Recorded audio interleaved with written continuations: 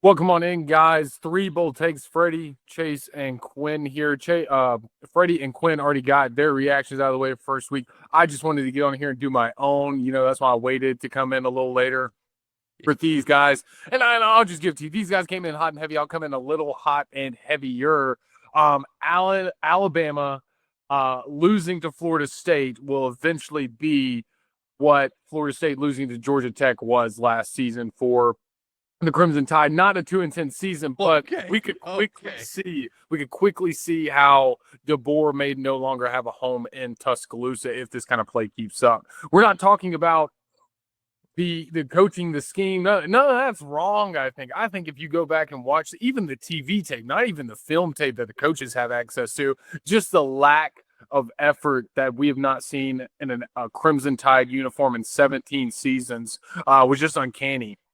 We got ran over by a guy smaller than Kyler Murray all game long. And we just got ran through, ran over. It just was uncanny to see an Alabama team play that poorly on the road. And I'll tell you this. Chase Glover came on here a week ago and said how Alabama was going to stomp the Seminoles. And I will eat those words like a Sunday dinner at grandma's house because I should. That was a very, very, very wrong thing to say because this Alabama team, I'm mistaken because as a fan of the college football game, I was expecting Alabama to be that of the 2010s, even 2020. I'm so sorry that this is a 2025 Alabama team that maybe equates to what UNLV put up against Idaho State in week 1. This is a piss poor team that has no resemblance of wearing an A on their chest or crimson on their jersey, even by a little bit. So Florida State and your fans, to me, you're back because beating Alabama like this, this wasn't it's a 14. This was an A whooping, a bad one too. And it's Florida State handled everything after they scored the first time. It was Florida State through and through this game. Alabama had no willingness to be there, no want to be there. Earl Little Jr. made about 6 tackles on the first drive alone for Alabama, and you could see his energy straight away. Never saw it once from an Alabama player, and it was rough. It was rough. It was rough. Yeah, I'll say this, Knowles fans. Do not think you're back just yet, because as Tommy Castellanos put it, Nick Saban wasn't walking through that door. Alabama fans, let's have a heart. Listen, hear me out. You're just another team now. Come on. Welcome. This is what college football is like. I'm sure. I guess we need to have an intervention. Look. This is what being a fan of a normal college football team is like. Welcome. It's terrible. You need to go get yourself some a lot of beer. Keep it in your fridge. Okay, get your favorite comfort food to stuff down on when you're losing by 14 points in the third quarter and you're screaming at the wall. Go ask your Auburn friends how they cope with Saturdays, okay? Because you're there now. I got a lot of experience. Let's put it this way. Kalen DeBoer has coached in 6 road games. He has won 2.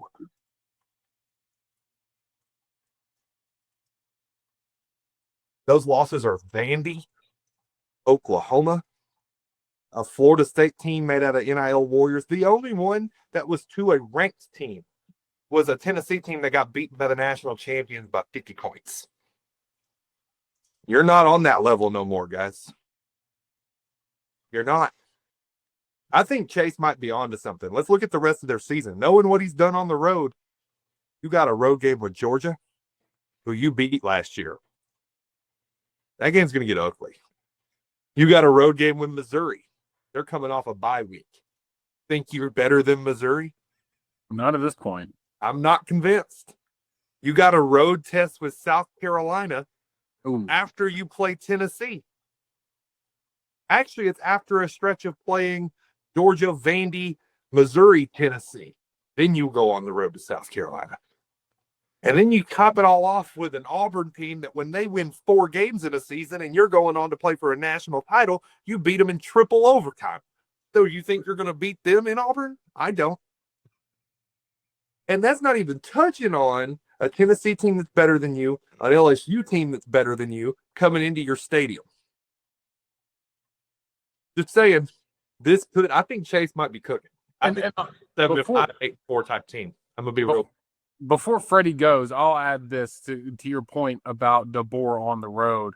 My friend Jim Dunaway, Next Round Live, shout out Jim. He's talked with us before here at Three Bold Takes. Since Alabama beat Georgia to become number one in the AP poll last season, the Tide is 5-5 overall, 4-5 versus the FBS, and 1-5 in away/neutral site games after the game against Florida State. Freddie? I'm disappointed. I'm embarrassed. And I'm sad. All three can be true and is true. Now, I want to say this. The talent is there. By and large, the talent is there. When you look at every composite you want to look at, top 3 in recruiting every single year, and DeBoer hadn't fallen off from that. Even the transfer portal, he's going out and getting guys to fill gaps like you're supposed to, but still using traditional high school recruit. He's doing all that well. I don't think he's a very good administrator. And from what I've heard from, talking to some people that know boosters, like he would move practice from the afternoon to the morning just so they didn't have to practice in the heat. Name me a time Nick Saban ever did that. He wanted to practice in the heat. That's how you get better. And this whole all off season, it was like, man, we're going into fall camp. We're going hot and heavy, full steam ahead. We're hitting, we're tackling, we're doing all of these things to prepare for the season. Where was tackling at? I mean, it's the little things that Alabama just does not know how to do. They don't know how to tackle. This freaking defensive scheme is terrible. Never liked it. It does not work in the SEC at all because the problem with the defensive scheme is you have to have elite linebackers, right? And you also have to have not only one great piece in the secondary, you got to have 5 good ones. And that's a problem when you've got young guys and then you got guys that are out of position all the time. It's confusing. It's a terrible situation. I've read things that players are like up getting DoorDash at 1:30 in the morning on road trips. Like they have friends coming in and out of their hotel rooms. Like those are the things that can't happen. Nick Saban ran that place as a business, right? This is a business trip. You have curfews. You have rules. We're here to win a football game. We're not here to have fun. Plain and simple. Now, I will say this. It's unfair to compare Kalen DeBoer to Nick Saban. It is unfair to compare this team to any team that Nick Saban had ever had. However, Kalen DeBoer said yes to coming to Alabama right after Nick Saban. So I think comparison is fair game. He signed up for it. Any coach that came after signed up for that. He knew that he was coming after the GOAT. It's still not fair, but I think all criticism is warranted. Ty Simpson looked scared. He didn't know what to do. There was times where he should have ran but didn't, and times where he never should have ran but did. It doesn't make any sense. All we heard all offseason, Alabama's offensive line is going to be the best in the country. Where was that at? Again, similar to my Arch Manning take. I want my money back if anybody put any bets on sacks allowed from Alabama because all we were fed was this propaganda about their offensive line. It's piss poor and it's embarrassing. I don't think they go 8-4. I'm not going to sit here and say the sky's falling. Me and Quinn talked about this before we recorded. Week 1, hard place to play. A team that was fired up against a team that just thought they could walk in there and win. I'll say this. That defensive slander is a little bit outlandish. I'm going to defend this defense. Hold on. This is only the 3rd time where I've watched an offense actually have super good success against this defense. But it wasn't through the air either. It was on the ground. On the ground. And that was the same thing with Vanderbilt. But outside of the Vanderbilt, Georgia, and Florida State games, nobody's really had great offensive success against this defense. Just saying. At 230 yards rushing, that's just not allowed in a Crimson Tide uniform. Like the front 7 just got the 5 back there were fine. Like he Tommy Castellanos went 9 of 14, 150 yards. Like Well, that's that's the not problem, though. He's not even a passing quarterback. Like, he's not a guy that's going to sling it around. no, and that's what has always hurt Alabama, even during Nick Saban's days, were the guys that were dual threats, could run, could move the ball. But it wasn't even that. Like it was fine. Like they kind of found a pulse somewhere in the second half a little bit. You kind of saw them driving a little bit, had some moves, but like it was a few years ago. Graphic popped up first game, I think it was, and it just showed how big the offensive linemen were for Alabama: 6'5", 6'6", 330 plus pounds apiece, all this stuff. But none of them could move. None of them were athletic. Guys, we had 87 yards on the ground. When has that ever been a thing for Alabama? Never. Because the last time something that low was recorded in the opening season game for Alabama, 1975 against Missouri. 31 yards. That's the lowest since then, guys. And that's just uncanny. Like, you don't do that at all. And this is exactly what DeBoer's offense is. It's shifted. He doesn't run the ball, man. There's not marquee running backs for DeBoer. You're going to have to get used to it. There's not. Simpson did throw it like 43 times. It was 43 on the dot, Freddie. Oh, my gosh, you're really good. Simpson threw 43 times in this game, and it's probably going to get anywhere from 40 to 50 almost every game. Jeremy Bernard had 140 yards. Like, great stuff. But at the same point, you gotta put it all together. And look, I'll do a spin job for you Alabama fans. If you're behind the screen and you're typing, James, keep listening. You can't go 11-1 without losing a game. Okay, I'll give you that. Would I say it's a tough place to play? Not really. It's Florida State. Oh, come on now.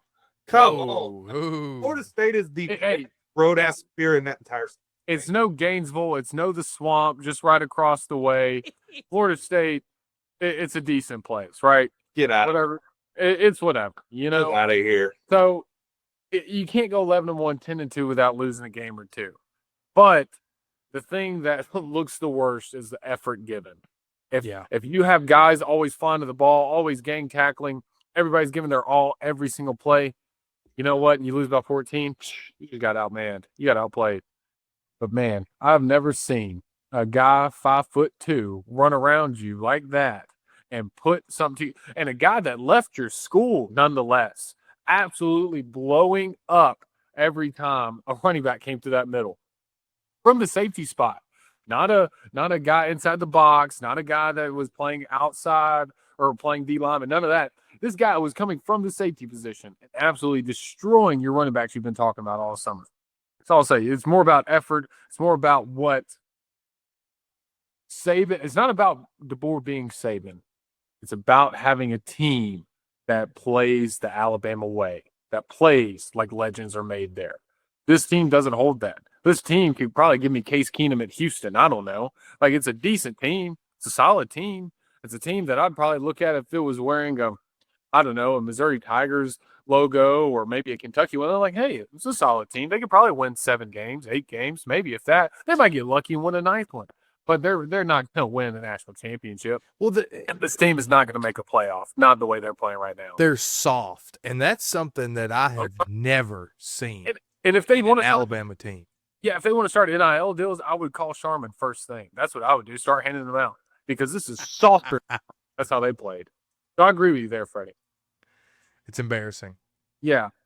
But guys, if that's it, I hope you know DeBoer, almost everybody else in the SEC is extremely happy for DeBoer to be there. If you're an Alabama fan and you're excited after that game, you shouldn't be. I know Auburn is licking their lips for the end of the season, like Quinn mentioned, with that Iron Bowl. But for 3 bold takes, man, this has been a bold one, and we're super excited about it. Super excited about the rest of the season for Alabama and the Crimson Tide. But for Freddie, Chase, and Quinn, we're going to sign off with this one.